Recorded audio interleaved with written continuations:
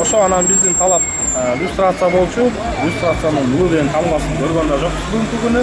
Азыр деле отурат мынакей ак үйдө. Ошол эле убакта отурганда дагы деле отурат.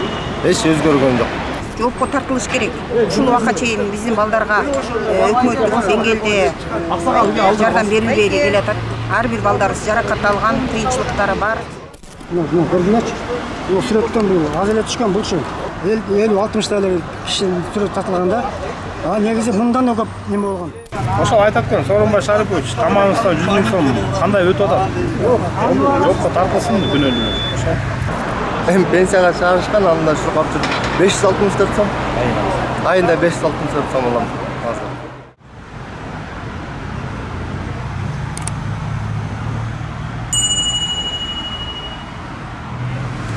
مالك يوم الدين إياك نعبد وإياك نستعين اهدنا الصراط المستقيم صراط الذين أنعمت عليهم غير المغضوب عليهم ولا الضالين والسلام على المرسلين والحمد لله رب العالمين.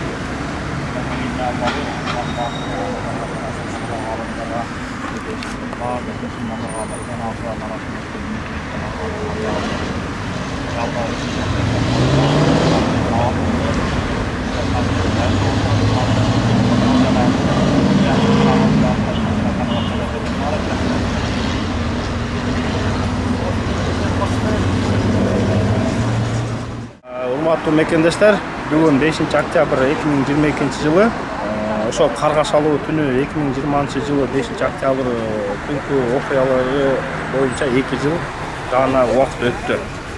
Бул сүрөттө көрүп турган ортодо шейит кеткен 10 күлүнүн бир күлү Ачылбек Үмүтбек 19 жаштагы Алтынбек уулу Үмүтбек каза тапкан. Бүгүнкү күнгө чейин ошол себепкери болуп кылмыштуу буйрук берген чоң генералдар төбөлөр бирөөсү да жоопко тартыла элек. Ол болсо 2 жылдан бери биз УКМКга дагы, Генеральный прокуратурага дагы, бул президент аппаратына да канчадыр арыздар менен кайрылдык. Биздин арыздарды каралган жок. Бирок ошол учурда 5 октябрда бийликти басып алуу аракет жасоо деп иш козголгон. Ал боюнча сот өттү. Атамбаевтар, Молдошматовтар 6-7 инсан акталып чыкты. Биз ошо 5 октябрь боюнча бул жерде турган инсандар жалпы менен баш болуп жабырлануучу катары табылганбыз.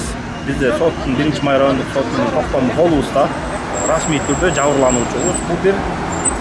Ошо анан биздин талап люстрация болчу.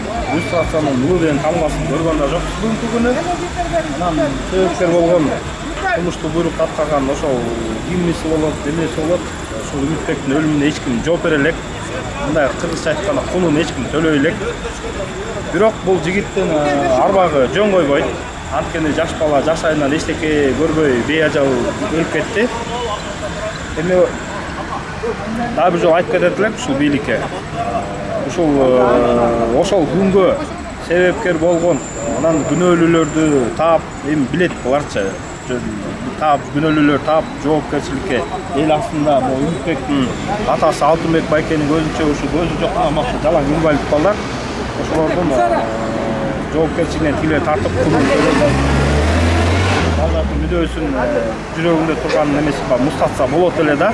Анан бул 5 октябрь өмүрү унутулбайт. Төңкөрүш деп атат. Төңкөрүш революция болгон жок, жөн эле орун алмашуу төңкөрүш болду. Анан ошол эле учурда Жээнбек бүгүнкү күнү 100 000 деп барып эле көрүп атасыз, расмий сайттарда чыгып атат. 100 000 сом пенсия алат дагы резиденцияда жылуу жумшак жашап, билмексең салып жашап жатат. Ошол айтат экен Сооронбай Шарипович, тамагыңызда 100 000 сом кандай өтүп атат? Жоопко тартылсынбы күнөөлүү? Ошо.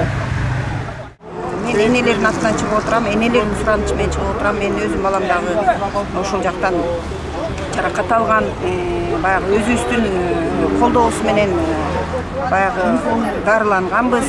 Бирок мен азыр айтып кетет элем, биздин ошол эски өкмөт Жээнбеков жана Жээнбековдун командасы жоопко тартылыш керек. Ушул убакка чейин биздин балдарга өкмөттүк деңгээлде жардам берилбей келатат. Ар бир балдарыбыз жаракат алган, кыйынчылыктары бар.